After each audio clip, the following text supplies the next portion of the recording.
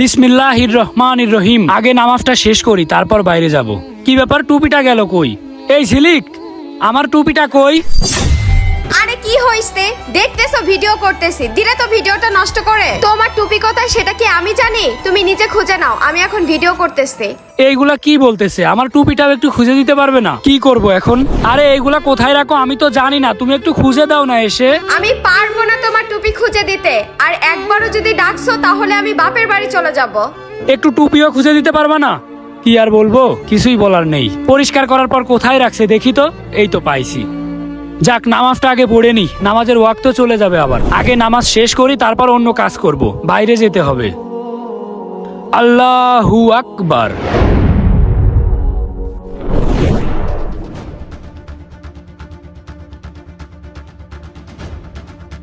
আসসালামু আলাইকুম রহমতুল্লাহ।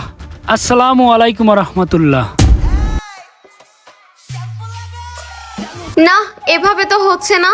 কেউ একজনকে তো ক্যামেরা ধরতে হবে। এই অভ্র, এদিকে আসো তো। আরে আমার তো এখনো নামাজ বাকি আছে, নামাজ পড়তে হবে। আরে নামাজ পরে পড়বা, আগে এদিকে আসো, কাজ আছে। যাই আগে কি কাজ আছে শুনে আসি, তা না হইলে আবার রাগারাগি করবে। ওর কথা যদি না শুনি তাহলে তো রাগারাগি করবে। কি হয়েছে, ডাকলে কেন? এই শোনো না, আমার এই ভিডিওটা আমি একা একা করতে পারতেছি না, একটু ক্যামেরাটা ধরো না, আমি একটু ভিডিওটা করি। আমি নামাজ বাদ দিয়ে এখন তোমার টিকটকের ক্যামেরা ধরবো? আরে তুমি নামাজ পরে পড়ো, আগে ক্যামেরাটা ধরো, মাত্র কয়েক সেকেন্ডই তো, এক্ষুনি হয়ে যাবে। নামাজ পরে পড়বো? আল্লাহ, কি করব আমি এখন? ওর যদি ভিডিওর ক্যামেরা না ধরি তাহলে এখন ও রাগারাগি করবে। আচ্ছা দাঁড়াও, ধরতেছি। আল্লাহ তুমি আমারে মাফ করে দিও, ক্যামেরা না ধরলে এখন অনেক রাগারাগি করবে। হ্যাঁ, এবার নাও, তুমি যে ভিডিও করবা করো।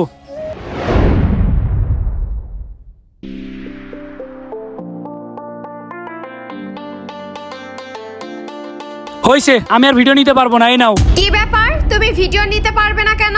দেখো, তোমার কাছে আমি রিকোয়েস্ট করতেছি, এই ধরনের ভিডিও নিতে আমারে বইলো না। এমনিতেই আমি দেখতে পারি না এইগুলা, তারপরেও আমার সামনের পারে এইগুলা করতেছো। আবার ক্যামেরাম্যান আমি, এইগুলো আমারে বইলো না। তুমি যা করবা করো, আমি যাই। আচ্ছা, তুমি ভিডিও করে দিলে না তো, আমি আজকে আমার বন্ধুদেরকে ডেকে নিয়ে আসবো। হাই ঝিলিক, কি অবস্থা? এই তো ভালো, তোমাদের কি অবস্থা? আসো আসো, ভিতরে আসো। এই বন্ধু শোন, শ্যাম্পু লাগা গানে টিকটক কর, এখন ট্রেন্ডিং এ আছে।